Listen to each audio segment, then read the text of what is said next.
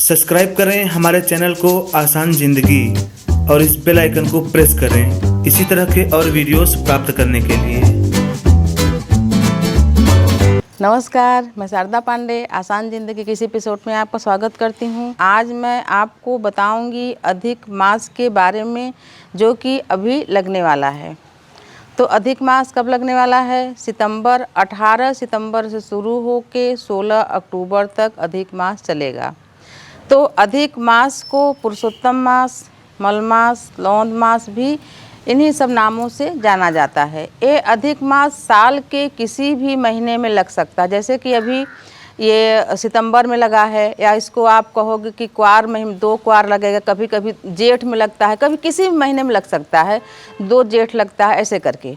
तो इसके पहले ये अधिक मास 2018 में लगा हुआ था, 16 मई से 13 जून तक। 15 मई को वट सावित्री था, तो 16 मई को अमावस्या के बाद प्रतिपदा से शुरू होके अधिक मास है। शुक्ल पक्ष की प्रतिपदा से शुरू होके कृष्ण पक्ष की अमावस्या तक चलता है। 15 दिन शुक्ल पक्ष में, 15 दिन कृष्ण पक्ष में रहता है। तो ये 16 अक्टूबर को ख़त्म हो जाएगा, तो नवरात्रि 17 तारीख को शुरू हो जाएगी। तो ये पुरुषोत्तम मास भगवान श्री हरि विष्णु जी के नाम से, पुरुषोत्तम भगवान श्री हरि विष्णु जी को बोलते हैं, उन्हीं ने निर्माण किया था, इसीलिए इसका मालिक उन्हीं को बना दिए। पुरुषोत्तम मास भी उनको कहा जाता है। और इस मास में, पुरुषोत्तम मास में कोई भी शुभ कार्य नहीं किया जाता। जैसे आप कैलेंडर में देखोगे, पंचांग में देखोगे, तो कुछ कुछ ऐसे कार्य हैं जो कि कर सकते हैं। कोई भी शुभ कार्य इस माह में न करें, जैसे कि नींव पूजन, गृह प्रारंभ, गृह प्रवेश और मुंडन। और जैसे कि तमाम लोग तो अभी जैसे पितर चल रहा है, तो पितर में ही पूछते हैं कि बेटी बेटा के लिए शादी देख रहे हैं तो वहाँ जा सकते हैं कि आ सकते हैं कि नहीं, तो इसमें नहीं जाना चाहिए। लेकिन मलमास में जैसे कि आपको शादी वादी के लिए जाना है तो आप जा सकते हैं, बाकी कोई उत्सव नहीं मना सकते। जैसे कि सगाई हुआ, बरच्छा हुआ, तिलक, ये सब चीज़ें नहीं कर सकते। तय वगैरह कर सकते हैं अधिक मास में। तो मैं आपको बता रही हूँ जो अभी 18 सितंबर से मलमास लगने वाला है, उसमें क्या करें क्या ना करें और क्या होता है। मलमास हर तीसरे साल लगता है और किसी भी महीने में लग सकता है। मलमास में कोई भी शुभ कार्य ना करें।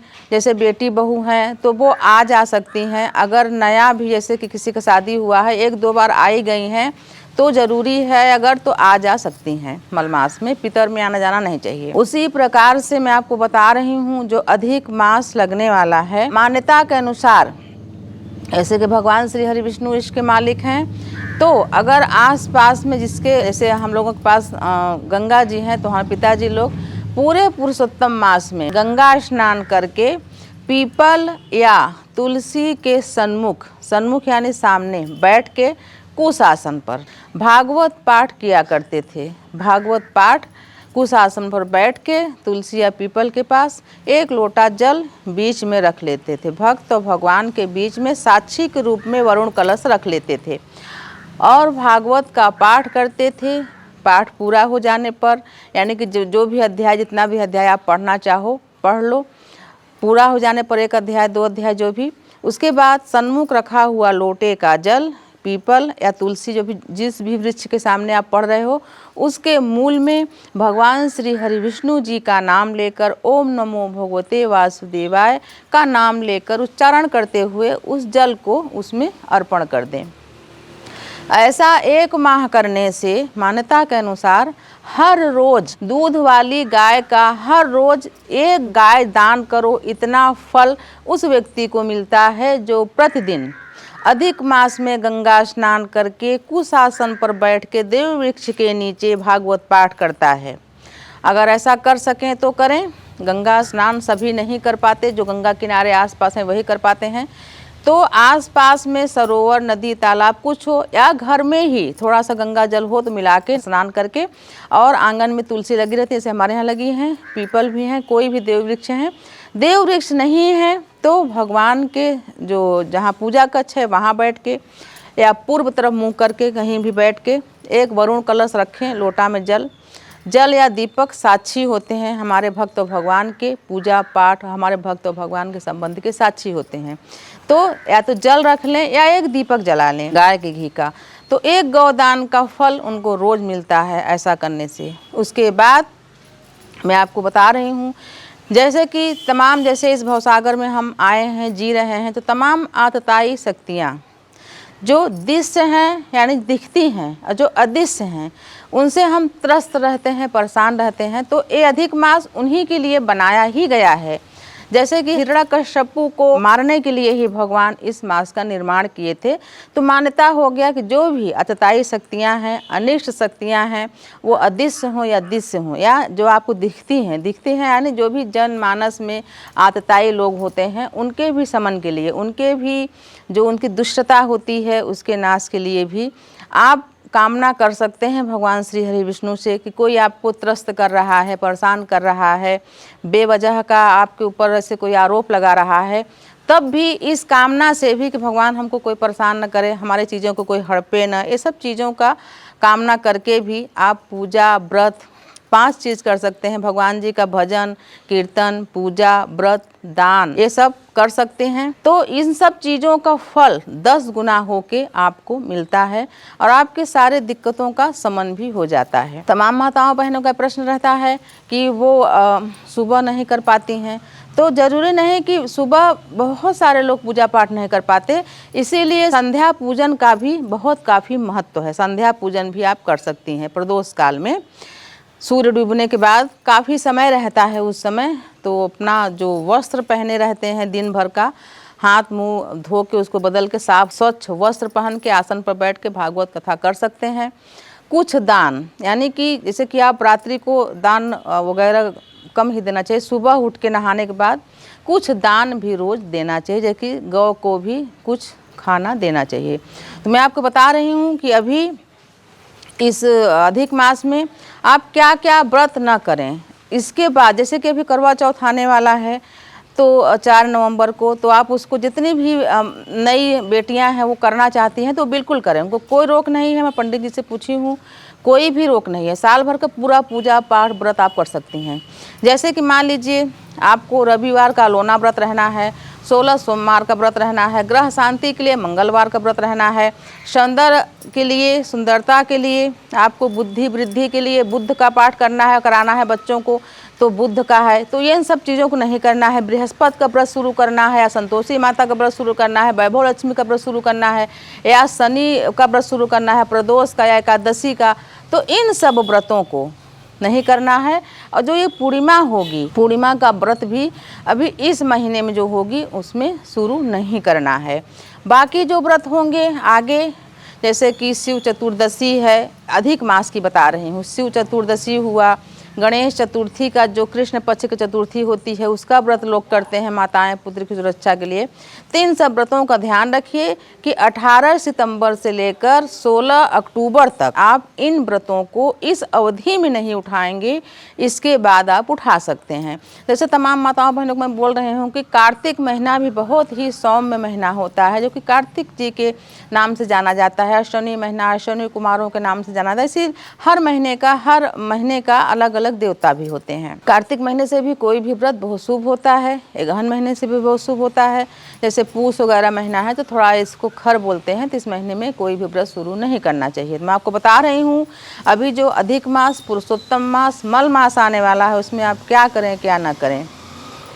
अभी जो इधर चल रहा है इसमें कोई चीज़ें नई न खरीदें, लेकिन जो अभी अधिक मास आएगा, जैसे आपको कोई गाड़ी वगैरह खरीदनी है, बहुत ज़रूरी है तो आप खरीदें, लेकिन आभूषण वगैरह जैसे विवाह वगैरह का होता है तो उन सब चीज़ों को, और विवाह के लिए जो बर्तन कपड़े होते हैं इन सब चीज़ों को, क्योंकि ये जो मास अलग से बनाया गया है ये मलमास इसको बोलते ही हैं। मलमास यानी मलिन मास, धूमिल मास, तो इस महीने में नहीं करना चाहिए। तो मैं आपको बता रही हूँ कि इसमें क्या करें क्या ना करें। दान का काफ़ी महत्व है, पूजन का काफ़ी महत्व है। जो कि आप दान पूजा करोगे वो 10 गुना बढ़ के मिलेगा। भागवत कथा, विष्णु जी का सहस्त्र नाम, जो भी भगवान जी का, जो विष्णु भगवान जी से संबंधित बाल गोपाल का पाठ, कुछ भी, रामायण भी आप पढ़ सकते हैं समय निकाल के। अगर सुबह नहीं है तो आप शाम को भी पढ़ सकते हैं। तो ये अधिक मास सभी के लिए शुभ है। तो जितने भी आप पहले भी मैं बता चुकी थी, एक वीडियो भी बना चुकी थी कि जिन बहनों को मैं मना कर दी कि आप तीजा का व्रत न करें, उनको बोली हूँ कि आप कोई भी व्रत कर सकती हैं, क्योंकि मैं पंडित जी से भी पूछी हूँ। आगे के जितने भी व्रत हैं, जैसे करवा चौथ बहुत ही महत्वपूर्ण व्रत होता है महिलाओं के लिए, उन बेटियों के लिए जिनका विवाह हुआ है, उन बेटियों के लिए भी जिनकी सगाई हो चुकी है, विवाह होने वाला है, वो भी व्रत कर सकती हैं। करवा चौथ के अलावा जो भी व्रत आगे और आएगा, जैसे अहोई अष्टमी भी माताएं रहती हैं, तो वो सभी व्रत मतलब नए व्रत भी आप शुरू कर सकती हैं। पुराने व्रत तो रहते हैं, नए व्रत भी शुरू कर सकती हैं। तो मैं आपको बताई हूँ कि अभी इस अधिक मास में आप क्या करें क्या ना करें। कोई भी शुभ कार्य बिल्कुल ही नहीं करें, और आगे भी जब अधिक मास बीत जाएगा उसके आगे भी अगर शुभ मास, जैसे कि कई बहनें बोल रही हैं कि नवरात्रि में मुंडन करा लेंगे बच्चों का, तो नवरात्रि पर्व पूजा पाठ के लिए है। अब जब तिथि रहे, जब शुभ मुहूर्त रहे मुंडन का, आप देखोगे कि पंचांग में बहुत, एक मुंडन का एक गृह प्रारंभ का बहुत ही कम मुहूर्त रहता है। तो जब शुभ मुहूर्त रहे उसी मुहूर्त में बच्चे का मुंडन कराएं। वैसे ही यज्ञ पवित्र का, ऐसे कि जो जनेऊ धारण का होता है, इसका भी बहुत ही कम मुहूर्त रहता है। तो जब मुहूर्त रहे नवरात्रि या कोई भी शुभ, जैसे देवी देवता का पूजा होता है, तो अगर मुहूर्त है तभी कराएं। ऐसा नहीं कि नवरात्रि चल रहा है तो आप कहीं देवी दर्शन के लिए गए हैं वहाँ मुंडन करा दिया, ऐसा नहीं करना चाहिए। ऐसा करने से कभी कभी वो बच्चा बीमार भी होने लगता है। जब भी शुभ मुहूर्त रहे मुंडन का तो मुंडन कराएं, जनेऊ का जब मुहूर्त रहे तो जनेऊ कराएं, सगाई का जब मुहूर्त रहे सगाई, पूजा पाठ का एक अलग होता है, और इन सब चीज़ों का जो 16 संस्कार के जो काम है उसका अलग मुहूर्त होता है। तो आप शुभ मुहूर्त में पंचांग में देखें, अपने पंडित जी से पूछें, अपने बड़ों से पूछें, तभी शुभ कार्य प्रारंभ करें। जैसे कई बहन का प्रश्न है कि वो नींव पूजन बहुत दिन पहले करवा चुकी हैं पर अभी घर बनाना प्रारंभ नहीं करी हैं। तो मैं आप लोगों से बताना चाहूँगी कि कोई भी कार्य, जैसे मान लीजिए आप नींव पूजन करवा दिए, नींव पूजन करवा के छोड़ दिए, ऐसा नहीं करना चाहिए। नींव पूजन आप तभी करवाएं जब आपको गृह जो घर है उसको बनवाना हो, क्योंकि नींव पूजन करवाते ही इसीलिए है कि हमको ज़रूरी है घर बनवाना, तभी हम नींव पूजन करवाते हैं। और नींव पूजन करवा के छोड़ देना और फिर उसमें बहुत दिनों के बाद निर्माण कार्य करना, तो मैं आपसे यही कहूँगी कि पुनः जब शुभ मुहूर्त रहे, नींव पूजन भले ही हो गया है, फिर भी छोटा सा पूजन करवा के ही शुभ मुहूर्त में गृह निर्माण शुरू करें। उसी तरीके से बहुत बहनें क्या करती हैं, घर बनवा लेती हैं, घर बनवाने के बाद ताला बंद कर देंगी और फिर बोलेंगी जब हमको रहना होगा, पहले सामान वगैरह रख लेंगे, फिर बोलेंगे जब हमको रहना होगा तो हम फिर से जाके पूजा करा लेंगे।